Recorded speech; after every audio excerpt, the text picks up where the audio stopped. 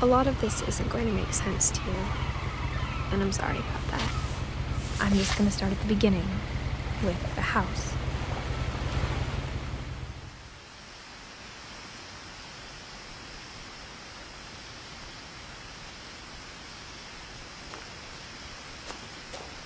My brother Milton disappeared when I was 4. It was like the house just swallowed him up. Someone had put up a chain-link fence, but it looked like I wasn't the first person to hop it.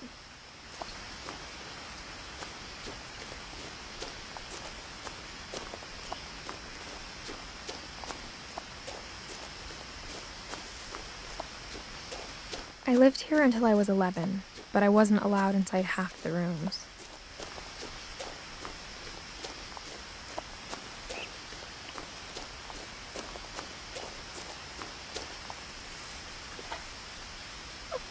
Inside the mailbox were bills from 7 years ago, marked urgent, open immediately.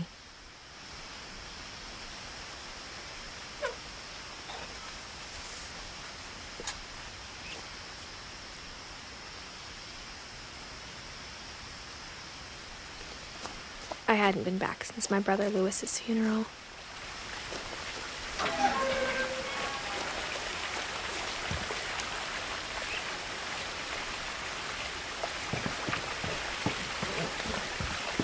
In her will, my mother left me a key, but didn't tell me what it unlocked. Maybe she thought I'd know, or she thought that the mystery would be enough to bring me back.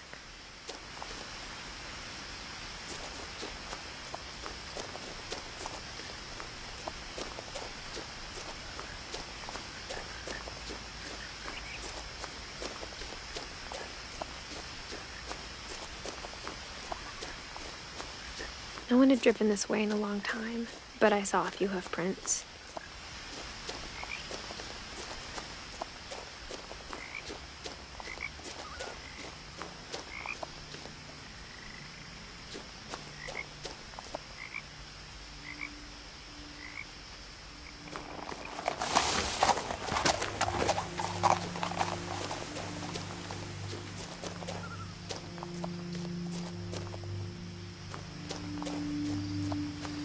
The truth is, even after I inherited the house, I never thought I'd come back to it. But now I had questions about my family that only the house knew the answers to.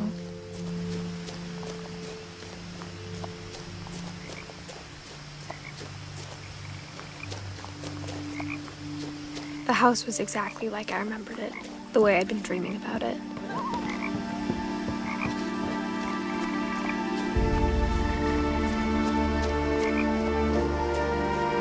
As a child, the house made me uncomfortable in a way I couldn't put into words.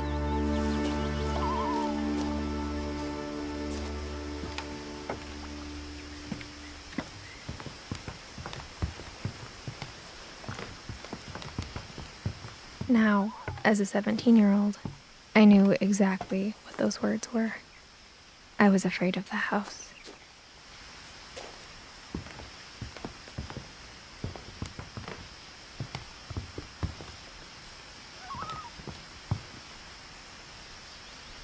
I hoped the key might unlock the front door. It didn't.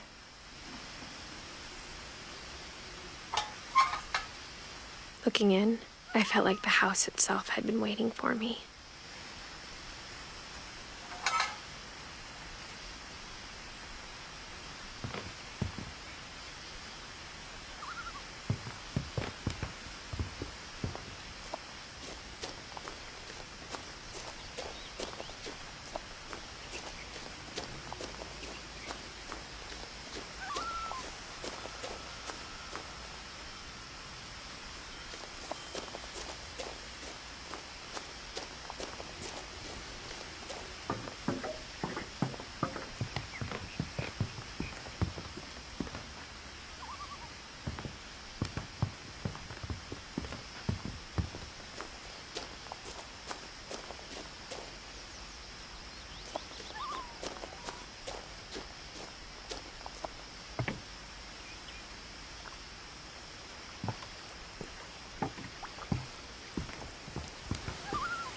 I asked Edie once about the dragon in the pond. She said it had killed her husband. I was 6. It seemed like an odd joke to me, even then.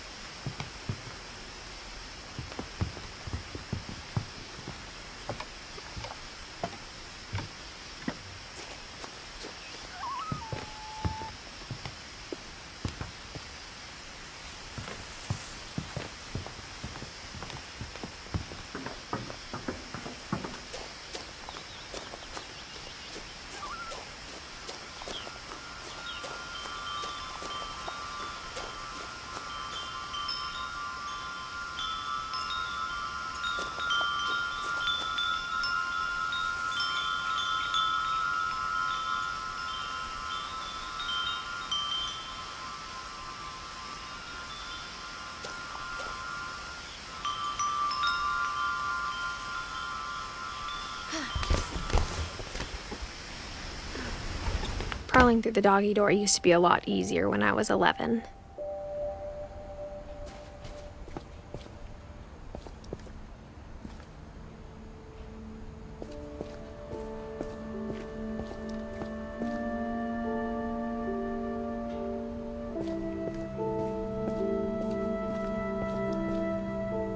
The power had been turned off the night we left.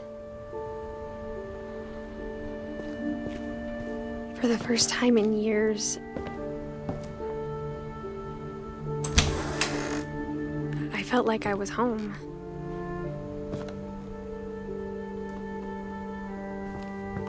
But instead of a family, there were just memories of one.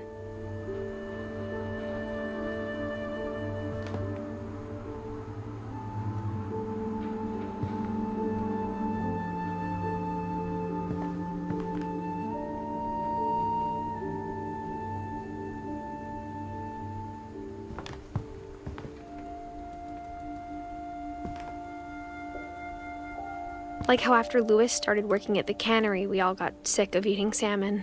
Except our cat, Molly.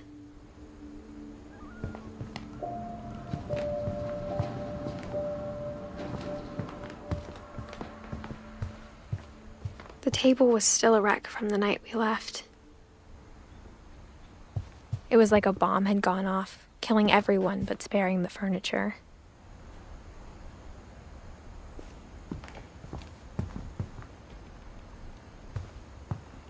Nothing in the house looked abnormal.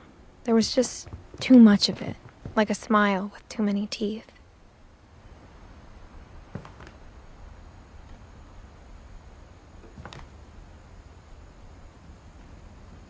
Even the fireplace had a story. Edie told me the bricks came from the original house, after it sank.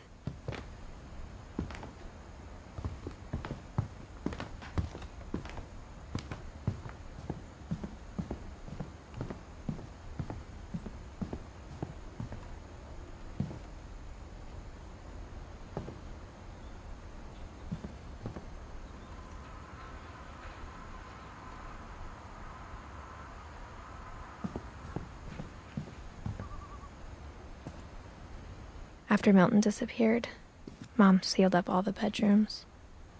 Then Edie retaliated and drilled peepholes.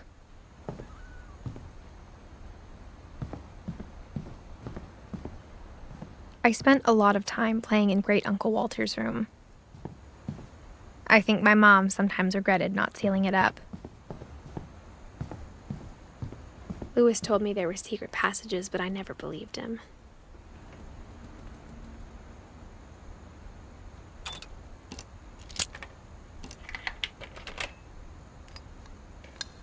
Turns out, my mom was really good at keeping secrets. Now it was time to find out what my mom had been afraid of.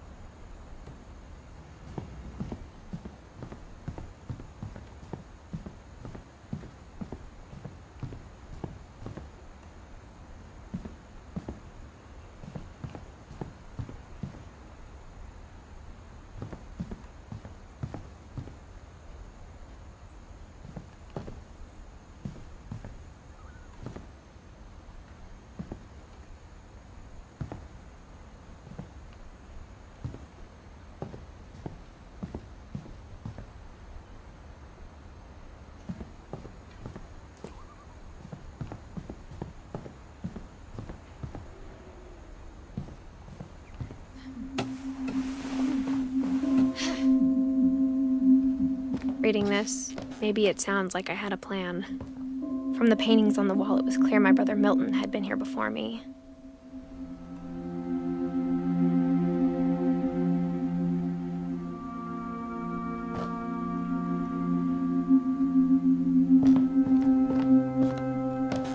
But I had no idea what was behind that door.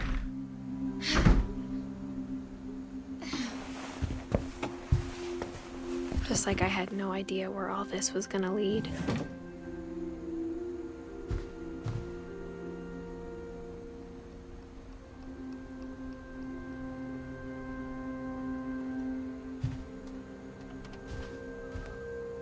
I grew up looking at Molly's room through the peephole.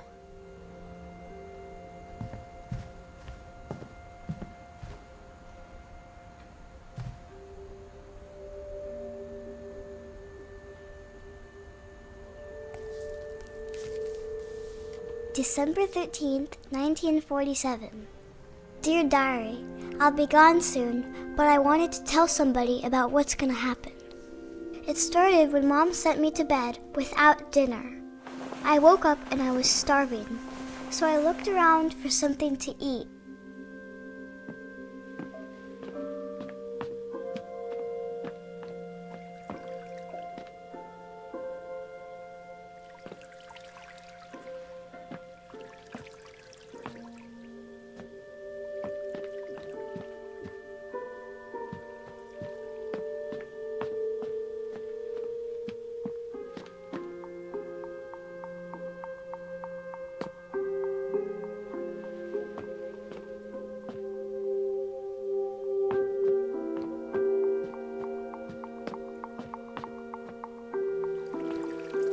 I thought about eating Christopher, but I held back.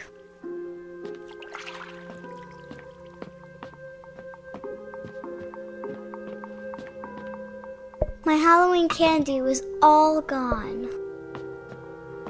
The gerbil food was dry, but I didn't mind it.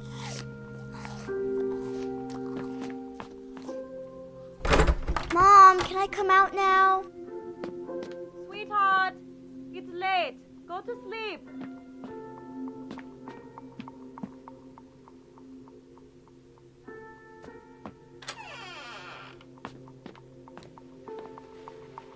I kept eating and eating.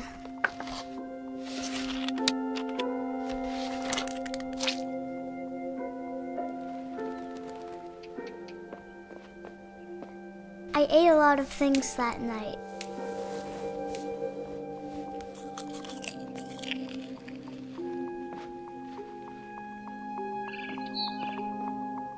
Then I heard chirping outside my window.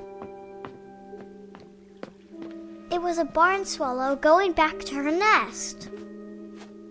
I reached out for her.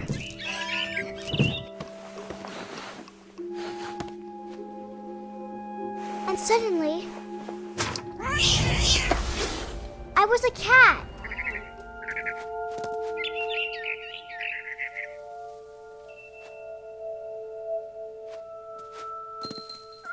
I tried to be quiet, but the bird was really scared.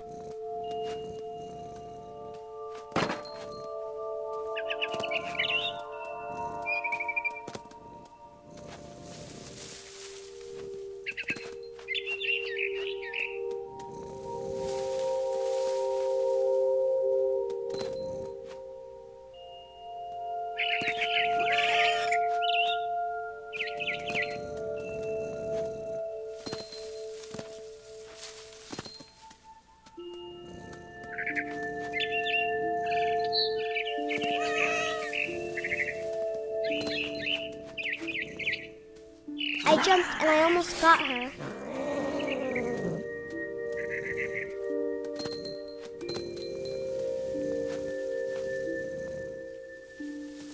I could tell she was getting really tired.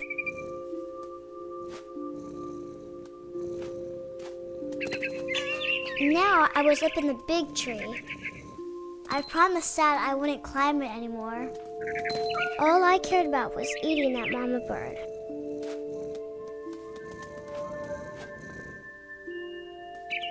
I gobbled her up. And suddenly, I was an owl. First, all I heard was the wind. Then I heard little teeth nibbling in the grass.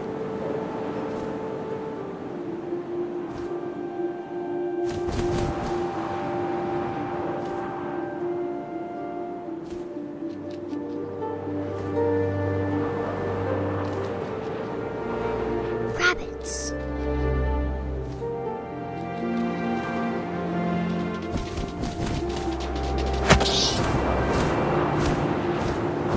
I imagined his face looking up and seeing mine through my talons. I swallowed him up, and I didn't chew one bit. Then I flew off to find something bigger.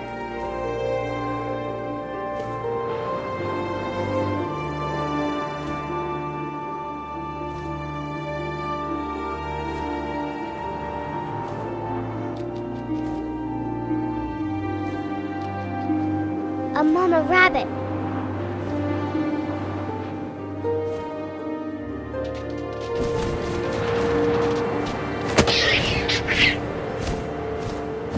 She was almost too big to carry. I started choking, but I couldn't stop eating.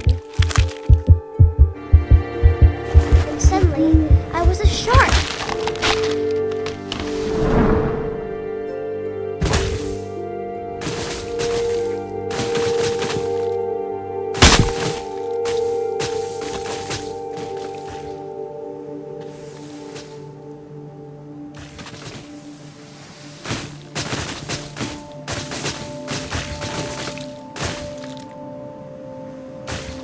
I rolled off a cliff and into the ocean. Now, I was hungrier than ever.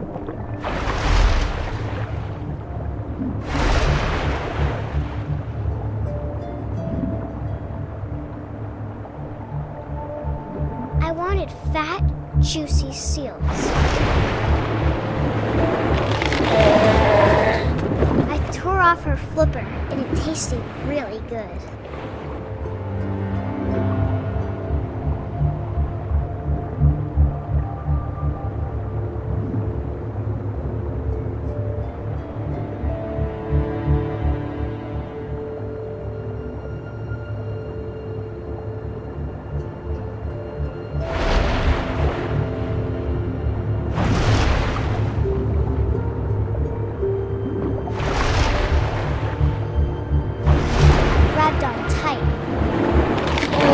So hungry, I jumped out of the water.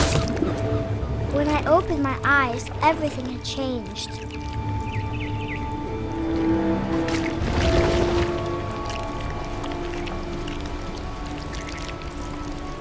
Now I was a monster, and I smelled people everywhere.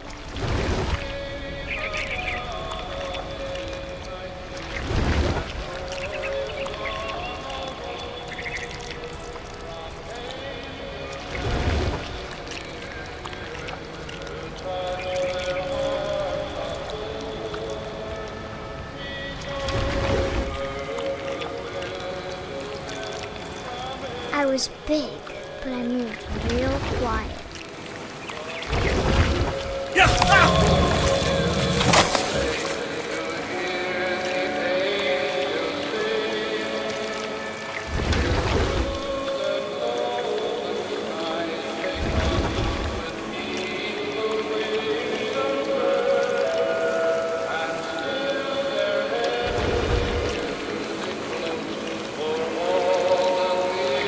I wanted to stop, but also I didn't.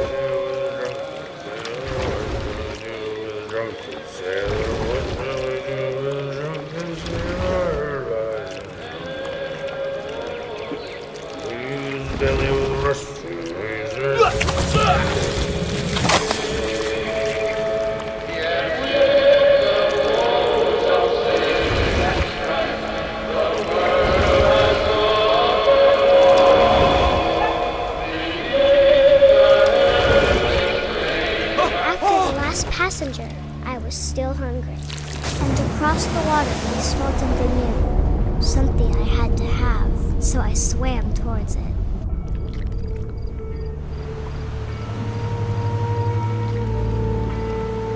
I slithered onto the sand. and the good smell went into an old pipe.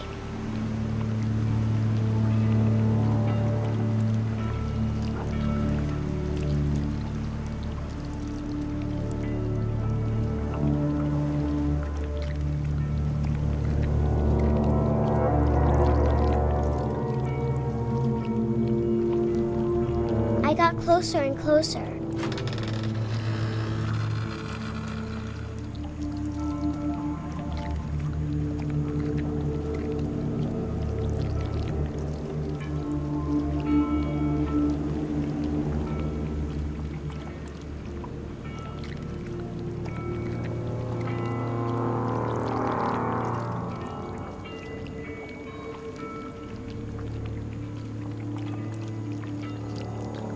All of my stomach started growling.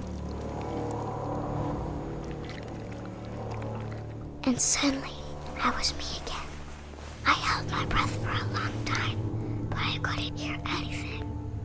I think it's waiting for me to fall asleep. But it's not going to wait much longer. It needs to be, and we both know I will be delicious.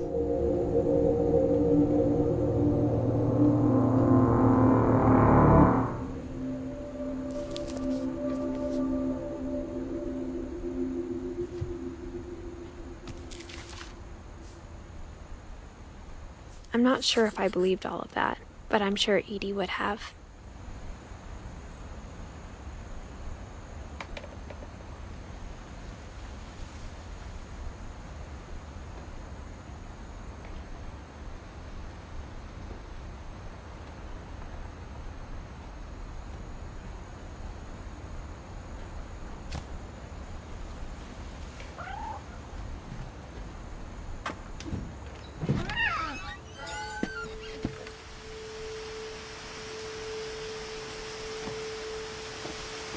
This will be obvious later, but my mom never told me any of these stories.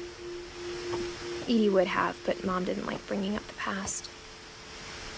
Though, when we adopted a stray kitten, she was the one who named it Molly.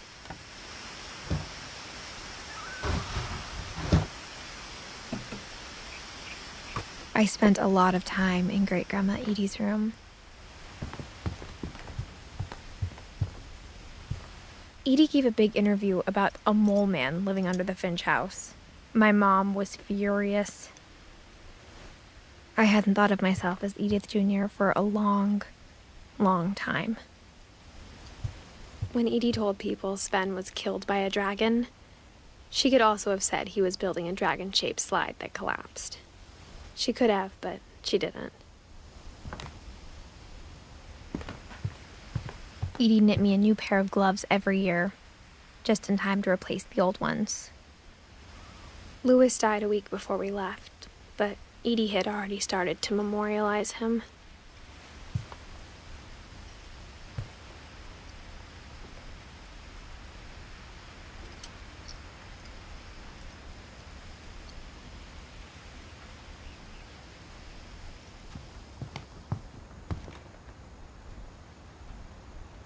Her room was like a museum. For 500 years, the Finches have been famous throughout Norway for their fortune and misfortune. Odin Finch buries the latest victims of the family curse, his wife Ingeborg and their newborn son, Johan. On January 7th, 1937, he set sail with his family and his house, hoping to leave the curse behind. But 40-foot waves off the coast of Washington send the house and Odin to the bottom of the sea. Odin's daughter Edie, with husband Sven and baby Molly, step ashore on their new home, Orcas Island. Odin Finch is the first to be buried in the new family cemetery. His daughter Edie is already dreaming of a new Finch house.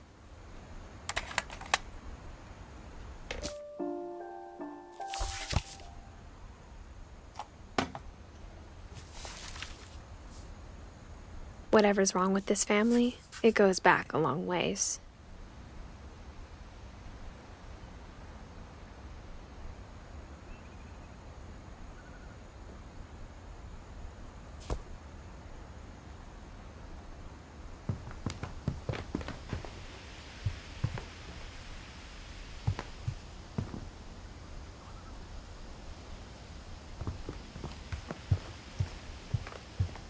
even in her 90s. Sometimes Edie seemed a lot younger than my mother.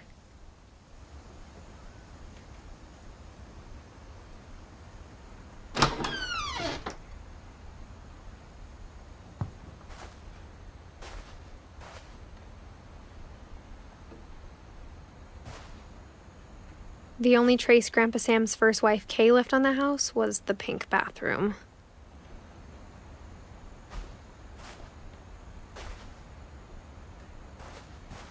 It was a pretty big trace.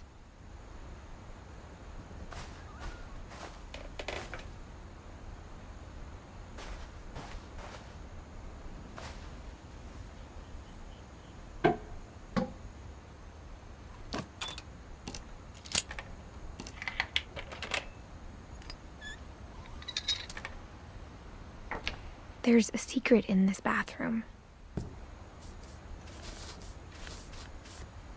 It's in the last place you would look. It isn't in the cupboard.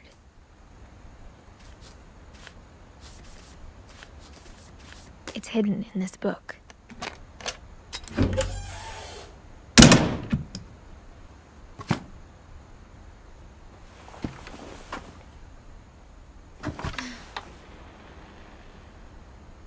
Sven gave Sam an old camera he'd refurbished. He never put it down.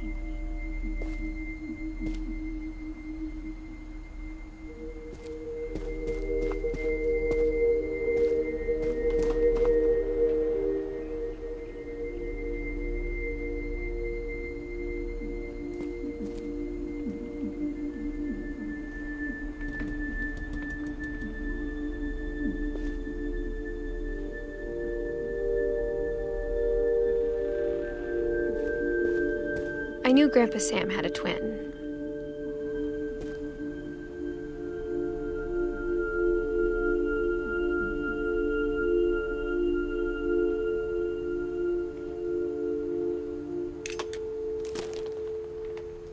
And that he never talked about him.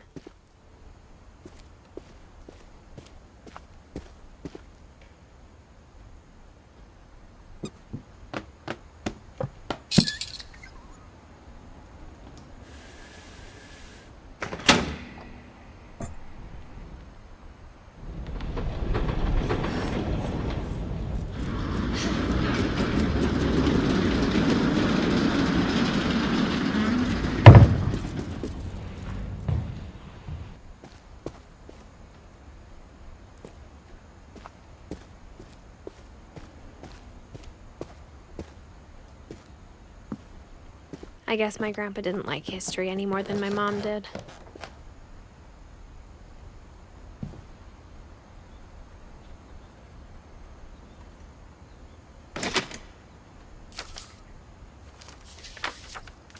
How I Want to Remember My Brother by Sam Finch.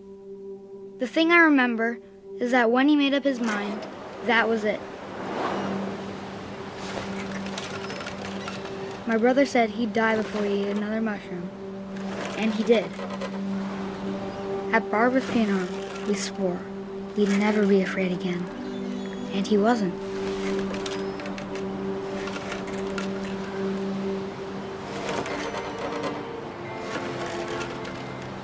I think Calvin always wanted to fly. Sam! Calvin! Dinner's ready! Coming!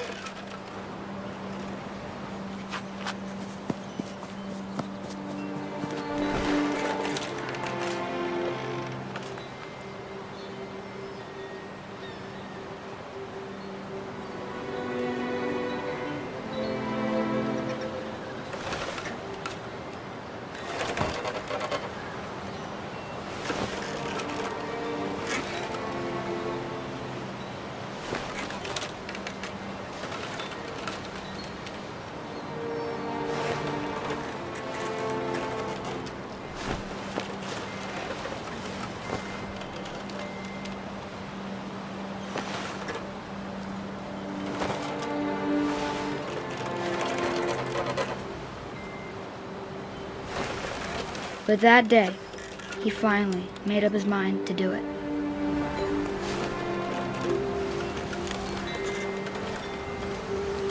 I told him going around was impossible. Maybe if I hadn't said that, And then, I'm not gonna tell you again. maybe if the wind hadn't picked up, then maybe he'd still be here. But I doubt it. I think he'd already made up his mind.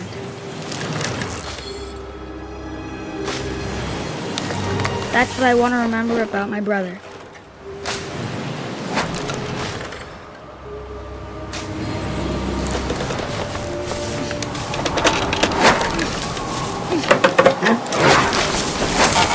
The day he made up his mind to fly, and he did.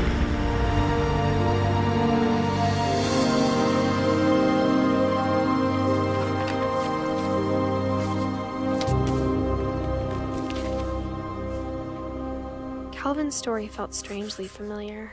When I was younger, I remember trying to do the exact same thing.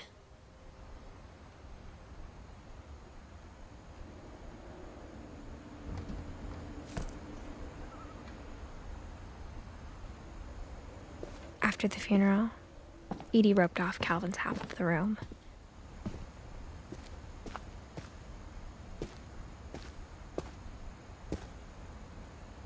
Mom said Grandpa Sam enlisted at 18 and never set foot in the room again.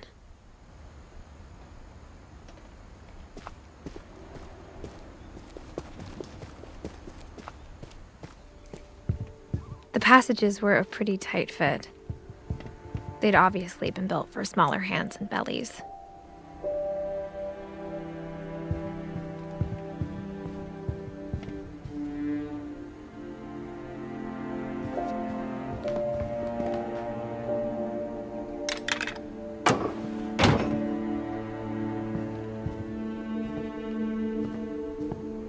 Whenever people ask me about my family, the first thing they always want to know about is Barbara.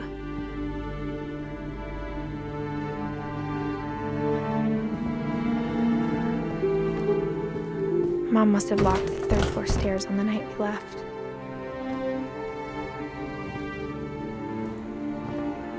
Edie's father, Odin, built the original house.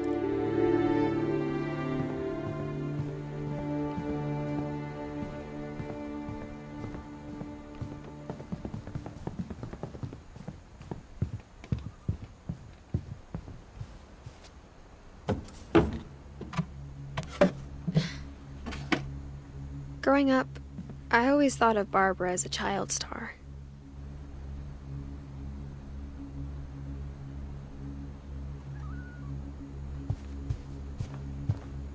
I never thought about how hard it must have been for her afterwards.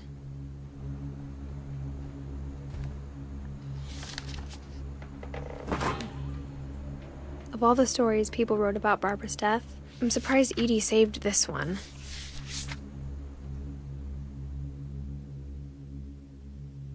Old Jack here with another ghastly tale inspired by America's most unfortunate family.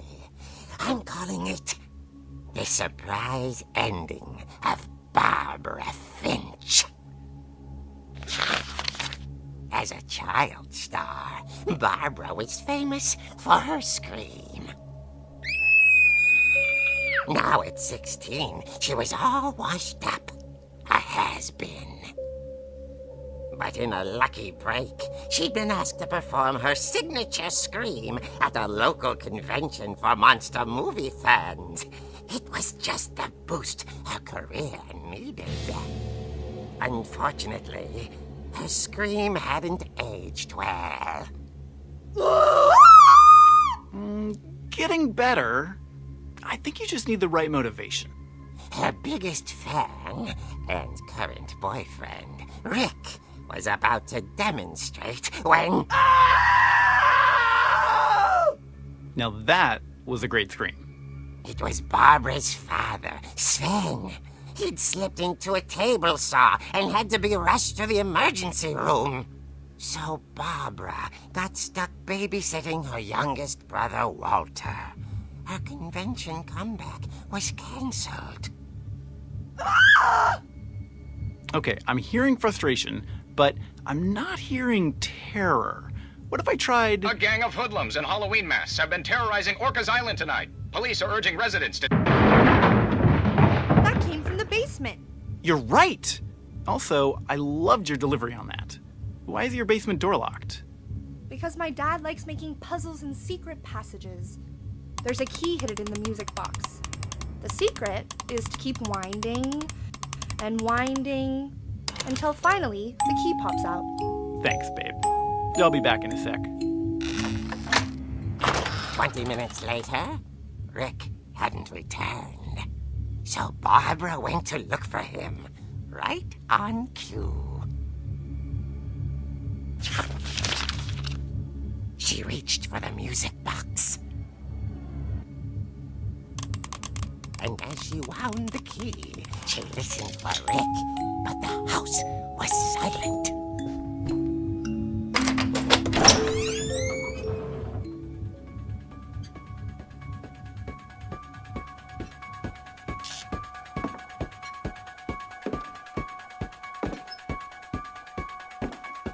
She found Rick's crutch and imagined the worst.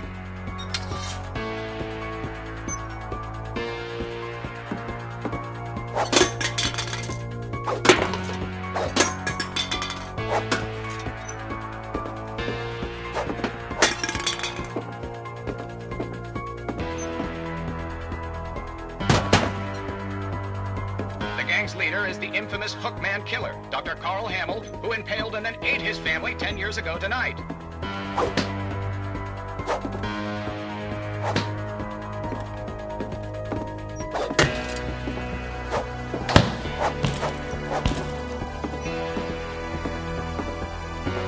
old fridge rattled and grew still. Oh dear! Oh! Rick? Barb, relax. I was just trying to scare you to help you find your scream. Well, I'm not scared, Rick. I'm furious. Then act furious.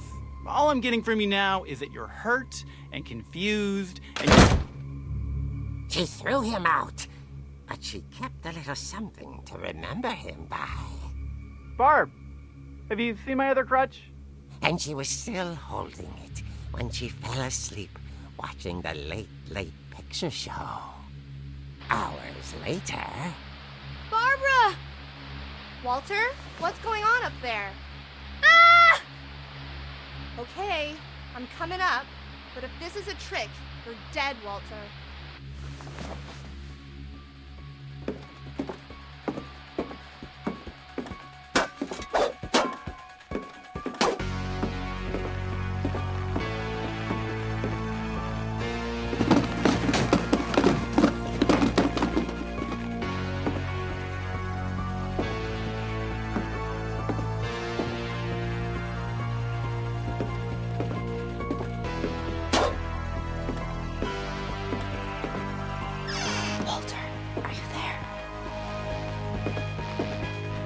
Walter had vanished, but his bedside radio was still on.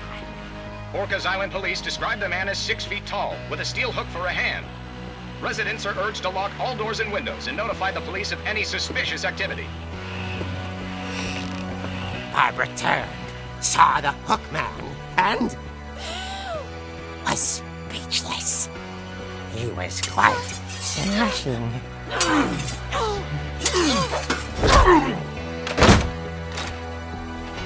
And he was. He couldn't get enough of Barbara. Okay, Barbara, there's gotta be another way out of here.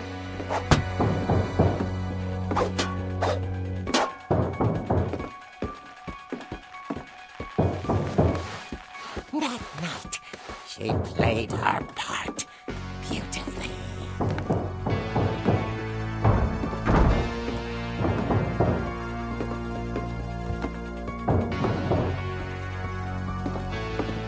Molly's door hadn't been opened in years.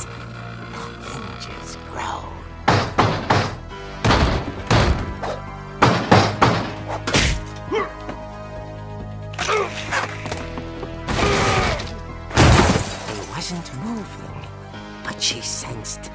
story might not be over yet.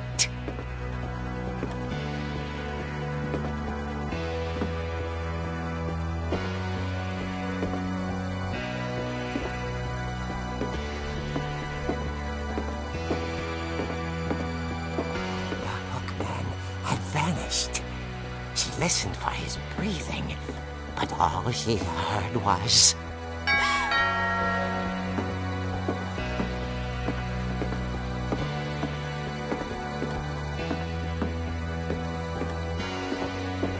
At the door, she heard whispering. It was coming from inside the house.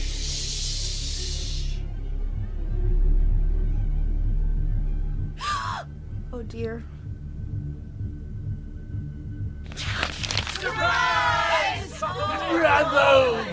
You were wonderful. The monsters had come to surprise her. For Barbara, it was a dream come true. Then she saw what kind of monsters they were, and she realized what was about to happen. She was going to be famous.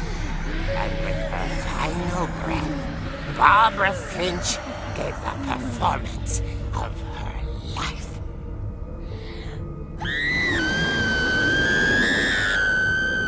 I wasn't there myself, but I hear Barbara was magnificent. Poor girl. She had a taste for stardom. But unfortunately, so did her fans. Of course, the police blamed it all on poor Rick, who disappeared the same night. And little Walter, hiding under his bed the whole time. He took it all pretty hard, but that's another story. As for Barbara, tucked inside the music box is all they ever found of her. Her ear. Now that's what I call a real eerie tale.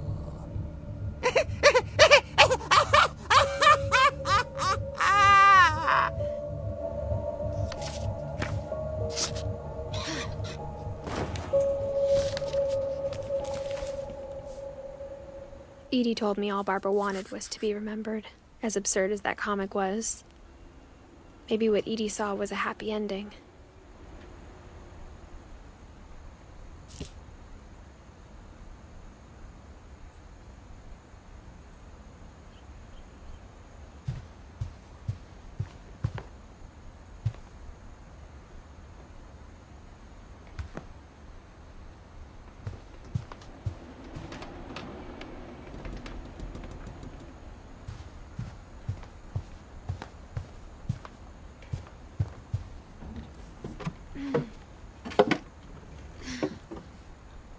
I guess now I know why Mom didn't like me playing with the music box.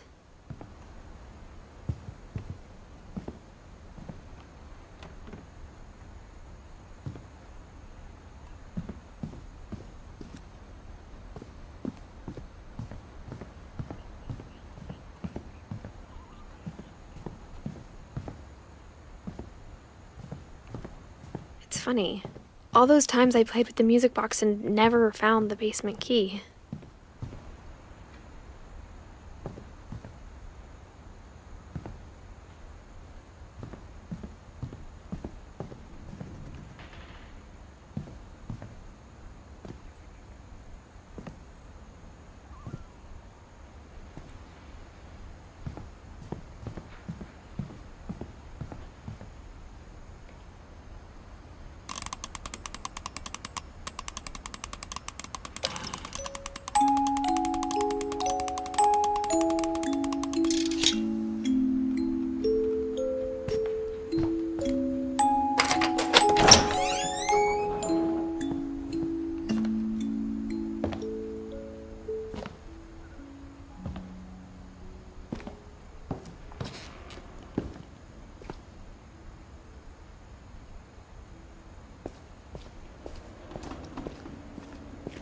Mom said the basement was off limits, unless I wanted another tetanus shot.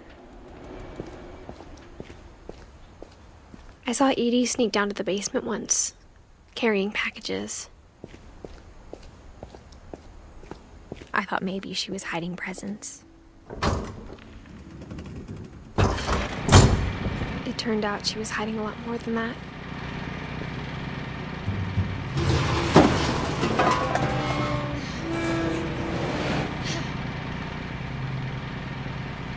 I remember asking Mom once about where Walter had gone.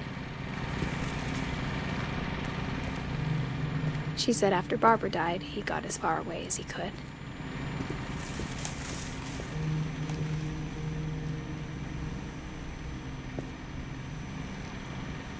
If there's a pattern in all these stories,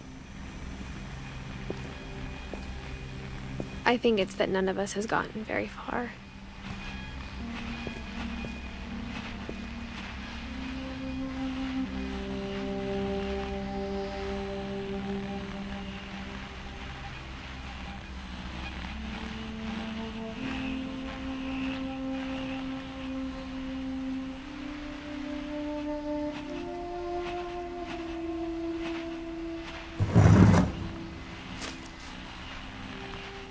Goodbye, everyone. I can't believe I've been down here for 30 years. On that first day, after the shaking started, I didn't think I'd survive a week.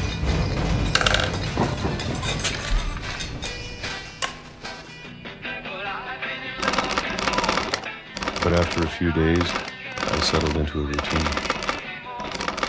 That's what kept me sane. Having a schedule, living for today. I always expected to be dead tomorrow. But if you wait long enough, you get used to anything.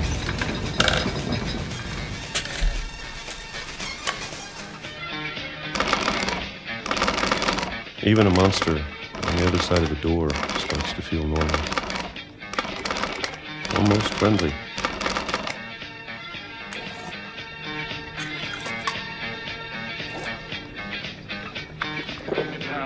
And then one day, everything just stopped.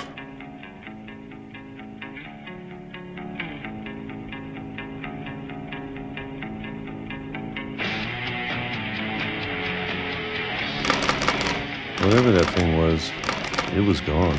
Maybe it got tired of waiting. Or maybe I just got tired of being afraid.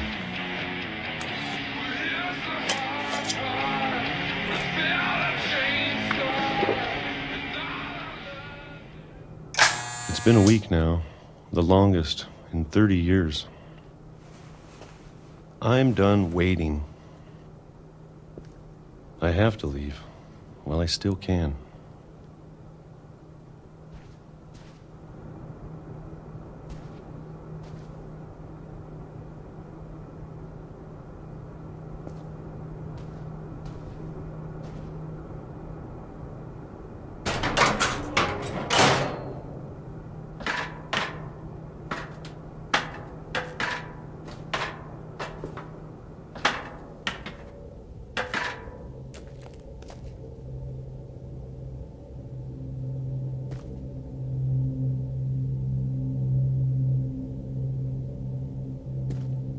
I know it's out there, somewhere. Whatever killed Barbara and Molly and Calvin. Maybe this is all a mistake. But I need to stop living the same day. Even if it kills me.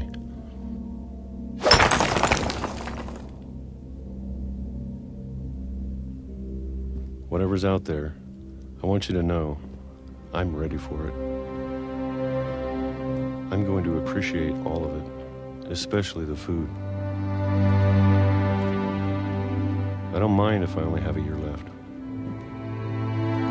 Or a month. Or a single week. I'd be happy with one new day.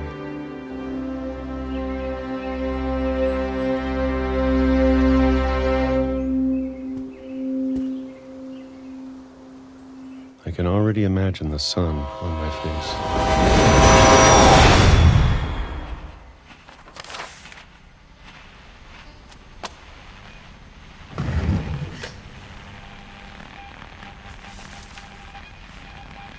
Walter died when I was 6. I can't believe my mom never told me he was down here.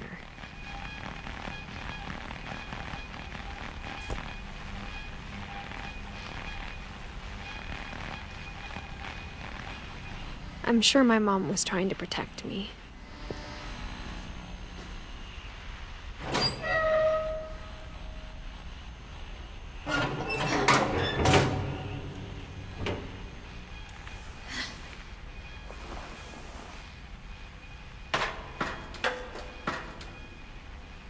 Maybe she was afraid I'd end up like Walter.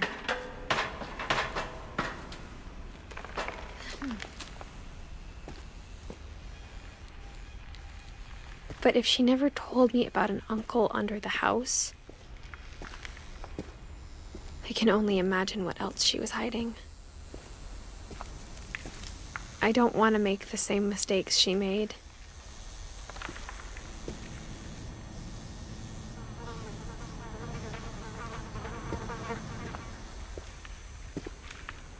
Trying to bury something that's still alive.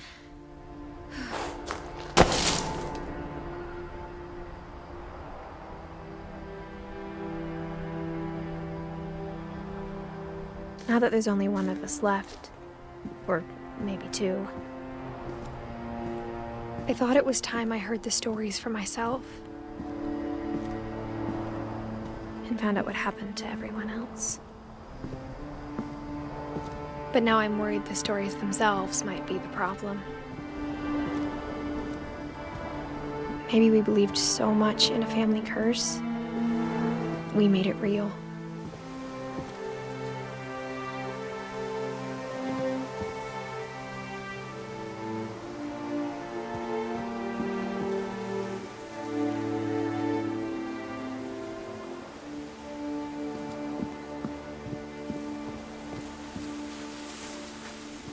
I don't know if I should even be writing this.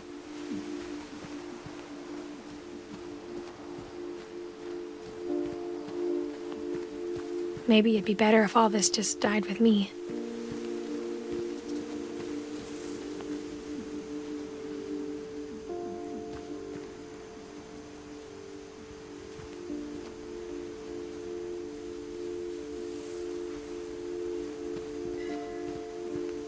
But I thought you should know about your family.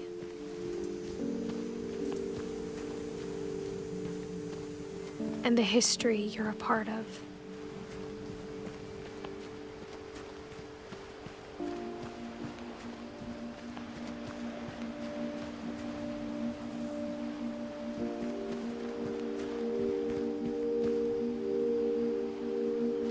Though to be honest, I feel as lost as you probably do right now. I think the people in these stories believed them, for what that's worth.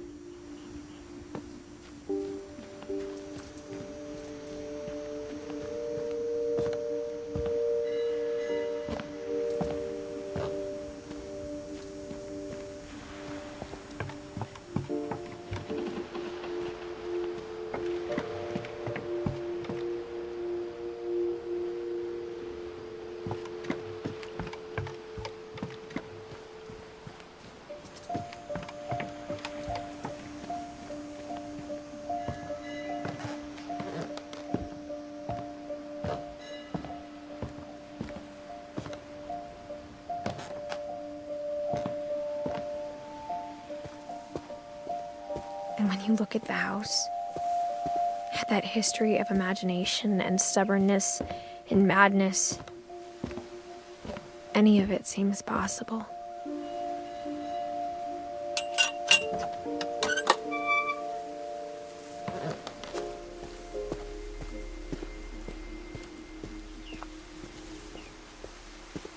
I think we've been surrounded by death for so long, we've just gotten used to it.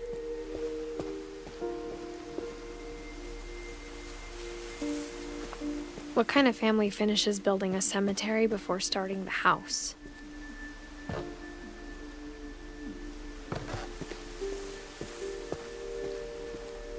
It's embarrassing for me to admit this, but the pet cemetery made me more uncomfortable than the human one. 3 of the gerbils were mine, and 2 had been my fault.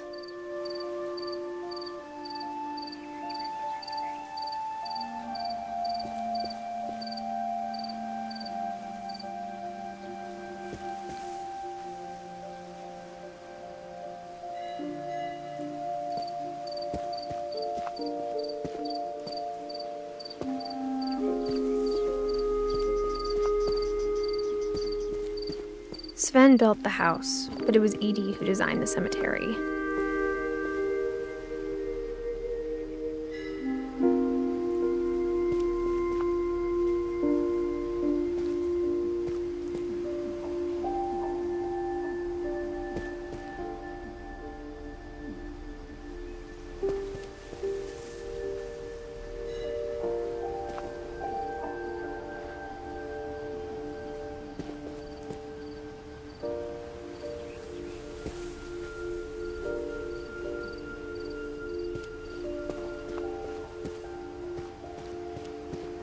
I'm sure Odin's monument had been Edie's idea. My mom was always trying to move on, but for Edie, the past never went away.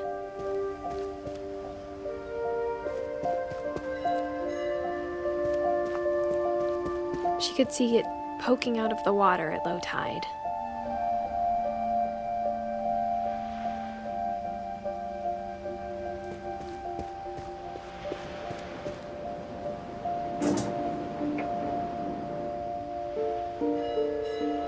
Edie said she dreamed about the old house every night.